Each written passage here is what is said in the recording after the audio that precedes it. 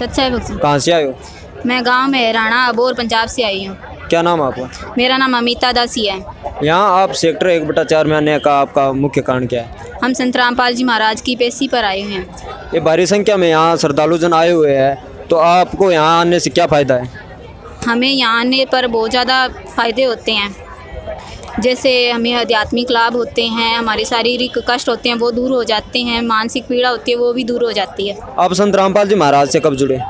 मैं 7 मई 2017 को संत रामपाल जी महाराज से प्रथम मंत्र लिया।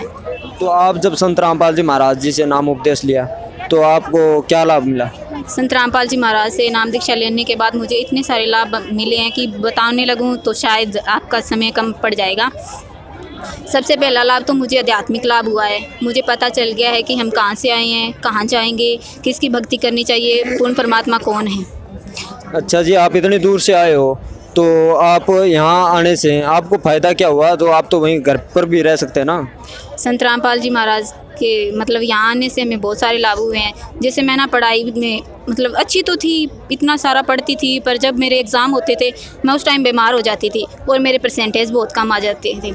इसलिए मैंने जब से संत रामपाल जी महाराज से नाम दीक्षा प्राप्त की है उसके बाद में मुझे इतने लाभ हुए हैं कि मैं टॉप करती हूँ।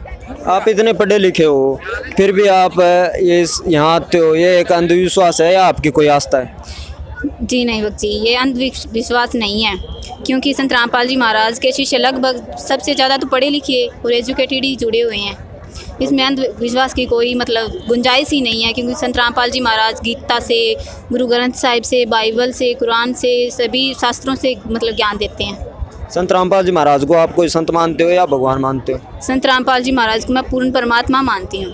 आप ऐसे कैसे कह सकते हो कि वो पूर्ण परमात्मा है? संत रामपाल जी महाराज को पूर्ण परमात्मा मैं पूरे दावे के साथ कह सकती हूँ, क्योंकि उनके मतलब नाम दीक्षा लेने के बाद मुझे इतने सारे लाभ हुए हैं कि मैं आप पूछो तो मैं बता ही नहीं सकती, इतने हुए। थोड़ा आप बताइए विस्तार से। संत रामपाल जी महाराज से नाम दीक्षा लेने के बाद मुझे बहुत सारे लाभ हुए हैं। मेरे पापा जी ना पहले बहुत ज़्यादा शराब पीते थे और लोग कहते हैं कि आप दिवाली होली क्यों नहीं मनाते। हम तो उस टाइम भी नहीं मनाते थे, क्योंकि हमें इतना डर रहता था कि पापा कब आएंगे, किसके साथ लड़ाई करके आएंगे, पता नहीं क्या क्या करके आएंगे। अब हम नित्य दिवाली मनाते हैं, होली मनाते हैं। पापा जी ने नशा वगैरह सब छोड़ दिया है, इतने अच्छे से रहते हैं। और मेरे मम्मा के अंदर ना 18 सालों से भूत प्रेत की बात थी। खैर मैंने तो नहीं देखा क्योंकि मैं मामा जी के पास रहती थी, लेकिन फिर भी पता तो होता ही है घर में क्या होता है।